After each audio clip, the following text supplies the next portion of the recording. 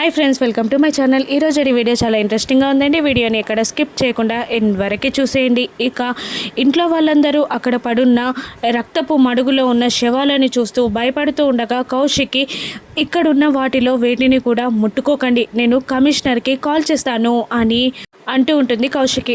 ఇక అప్పుడే అక్కడికి దాత్రి కేదార్లు కూడా వచ్చేస్తారు.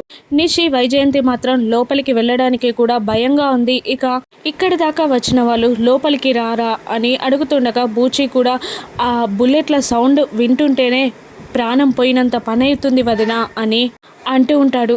కమలాకర్ యువరాజ్ మాత్రం టెన్షన్ పడుతూ ఉంటారు. వీటి గురించి ఎంక్వైరీ చేస్తే మన దాకా విషయం ఎక్కడ వస్తుందో తొందరగా లోపలికి తీసుకెళ్దాం వీళ్ళందరినీ అని అంటూ ఉంటాడు కమలాకర్. అలాగే బాబాయ్ అని అంటూ అక్క చెప్పింది కదా కమిషనర్ వాళ్ళు వస్తారని, మనం వెళ్దాం పదండి అని అంటూ ఉంటాడు యువరాజ్. ఇక కమిషనర్తో మాట్లాడాక కౌశికి మళ్ళీ ఇలా అంటుంటుంది, అక్కడ ఉన్న వాళ్ళెవ్వరికీ విషయం చెప్పకండి, గెస్ట్లకి అసలే తెలియకూడదు అని కౌశికి అంటుండగా మరి వాళ్ళని బయటికి ఎలా పంపించడం అని నిషి అడుగుతుండగా సెకండ్ ఎగ్జిట్ నుండి బయటికి పంపించేద్దాం అని కౌశికి క్లారిటీ ఇస్తుంది. ఇక అప్పుడే అక్కడికి వచ్చిన దాత్రి కేదార్లను కౌశికి కరెంటు పోయినప్పుడు మీరు అక్కడ లేరు, ఎక్కడున్నారు, బుల్లెట్ సౌండ్స్కి బయటికి వచ్చారా అని అడుగుతుండగా టెన్షన్ పడుతూ ఉంటారు దాత్రి కేదార్లు.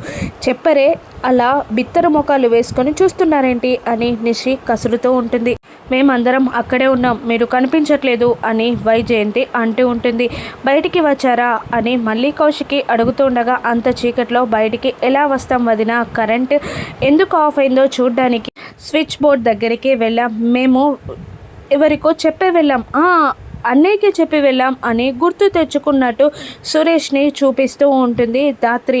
అవునవును నాకే చెప్పి వెళ్ళారు అని అనగానే నిషి మళ్ళీ సురేష్తో మీరు అసలు ఆ టైంలో అక్కడనే లేరు కదా అన్నయ్య అని అనగానే కరెంట్ పోయేటప్పుడే నేను స్టేజ్ ఎక్కుతున్నాను, ఇక వీళ్ళకి హెల్ప్ అవుతుందని నేను కూడా ఆ కరెంట్కి ఏదైనా ప్రాబ్లం వచ్చిందా అని చూడ్డానికి వెళ్ళాను అని అంటుండగా పదండి లోపలికి వెళ్దాం అని అందరూ కలిసి లోపలికి వెళ్ళిపోతారు. ఇక అందరూ టెన్షన్ పడుతూ ఉంటారు. కౌశికి అటు ఇటు తిరుగుతూ ఉంటుంది. అసలు వాళ్ళెవరు, మన గార్డెన్లో ఎందుకు కాల్చుకొని చచ్చిపోయారు, మన ఫంక్షన్లోకి ఎంటర్ అవ్వాలనుకున్నారా అని ఒకరు అంటుంటే ఇక యువరాజ్ కంగారు పడుతూ లేదు లేదు వాళ్ళకి మనకి సంబంధం ఏంటి, మన ఫంక్షన్లోకి ఎందుకు వస్తారు అని యువరాజ్ అంటుండగా కమలాకర్ కూడా ఇది కో ఇన్సిడెంట్గా జరిగింది అని చెప్తూ ఉంటాడు. ఇక దాత్రి వాళ్ళ మాటలని ఖండిస్తూ కోఇన్సిడెన్స్గా జరిగిందా లేదంటే ఫంక్షన్లోకి రావడానికి ఎవరైనా హెల్ప్ చేశారో అని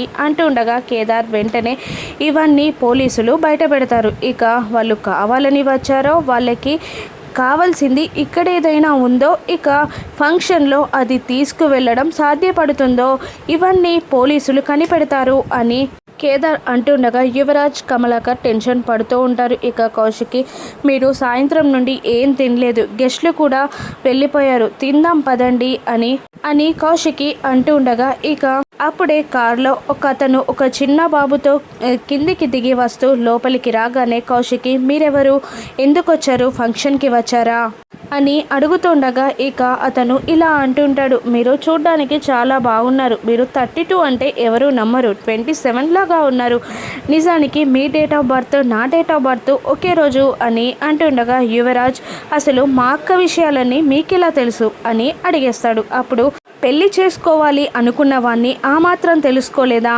అని అతను అనగానే అక్కడున్న వాళ్ళందరూ షాక్ అవుతూ ఉండగా ఇక మళ్ళీ కేదార్ వచ్చి ఇలా అంటూ ఉంటాడు, నీకేమైనా తిక్కగా ఉందా, మా అక్కని నువ్వు పెళ్లి చేసుకోవడం ఏంటి, మా అక్కకి ఆల్రెడీ పెళ్ళైపోయింది, ఒక పాప కూడా ఉంది అని అంటూ ఉండగా అవునా, మరి మ్యాట్రిమోనీలో మీ అక్కగారి డీటెయిల్స్ అన్నీ ఉన్నాయి, సెకండ్ మ్యారేజ్ చేసుకోవడానికి ఓకే అని ఉంది, అందుకే నేను సెలెక్ట్ చేసుకొని ఇక్కడికి వచ్చాను, కావాలంటే చూడండి అని అంటూ మ్యాట్రిమోనీలో కౌశికి ఫోటోని డీటెయిల్స్ని అందరికీ చూపిస్తూ ఉండగా కేదార్ సురేష్ వాటిని చూస్తూ షాక్ అవుతూ ఉంటారు. ఇక దివ్యాంక వైజయంతి దగ్గరికి వంగి ఇదంతా చేసిన ప్లాన్ అనుకుంటా అని నిషి అంటూ ఉంటుంది. ఇక తను ఆద్యం పోసింది, మనం దాన్ని పెద్దదిగా చేద్దాం అని అంటూ ఇక కాచి నిషి వైజయంతి కమలాకర్ ఇదేంటి ఇలా మ్యాట్రిమోనీలో రిజిస్ట్రేషన్ చేసుకోవడం ఏంటి, అయినా అక్క బావ ఇష్టం లేకపోతే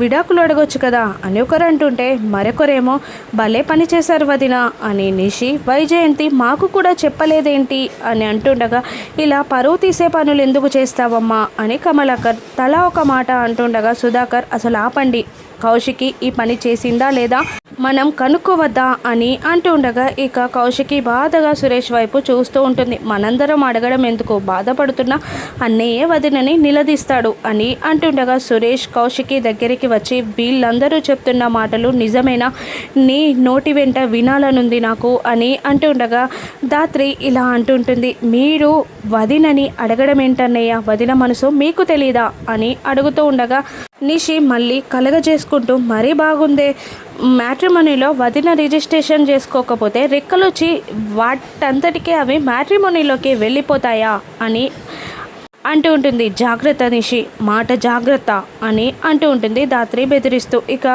ఇదంతా వింటూ కూడా యువరాజ్ బాయ్కి కాల్ చేసి గన్స్ కూర్చి అడగాలి అనుకుంటూ ఉండగా ధాత్రి మనసులోనే ఇలా అనుకుంటూ ఉంటుంది, ఆల్రెడీ రమ్య కిరణ్ల చేత సాధు సార్కి సరుకు పంపించేశాను, అవి సేఫ్గా ఉంటాయి అని కేదార్కి చెప్తూ ఉంటుంది. మళ్ళీ ఒక్కసారి యువరాజ్ ధాత్రి ఇద్దరు ఈ లోకంలోకి వచ్చేస్తారు. మళ్ళీ ధాత్రి సురేష్ని మీరు నిలదీయడం కరెక్ట్ కాదన్నయ్య అని అంటుండగా ఇక మార్నింగే విడాకులు కూడా వద్దని చెప్పింది కదా వదిన అని ధాత్రి అంటుండగా నిషి చిన్న కరెక్షనే, అన్నయ్య చెప్పలేదు, మీ అంతటే మీరే విడాకులు వద్దు అనుకున్నారు అంతే, వదిన ఆ మాట చెప్పలేదు అని అంటూ ఉంటుంది నిషి. ఇక సురేష్ పూర్తిగా అపార్థం చేసేసుకుంటాడు కౌశికిని. ఇక కౌశికి అది కాదు సురేష్ నేను చెప్పేది విను అని అంటుండగా నువ్వు నన్ను టచ్ చేయకు, ఆ అర్హత నువ్వు కోల్పోయావు అని సురేష్ అంటూ ఉంటాడు. అసలు నిన్ను నేను ఎలా అర్థం చేసుకోవాలో నాకు అర్థం కావట్లేదు, నువ్వు నా కౌశికివేనా, నా కౌశికి ఎప్పుడు అబద్ధాలు చెప్పదు, నా ప్రేమని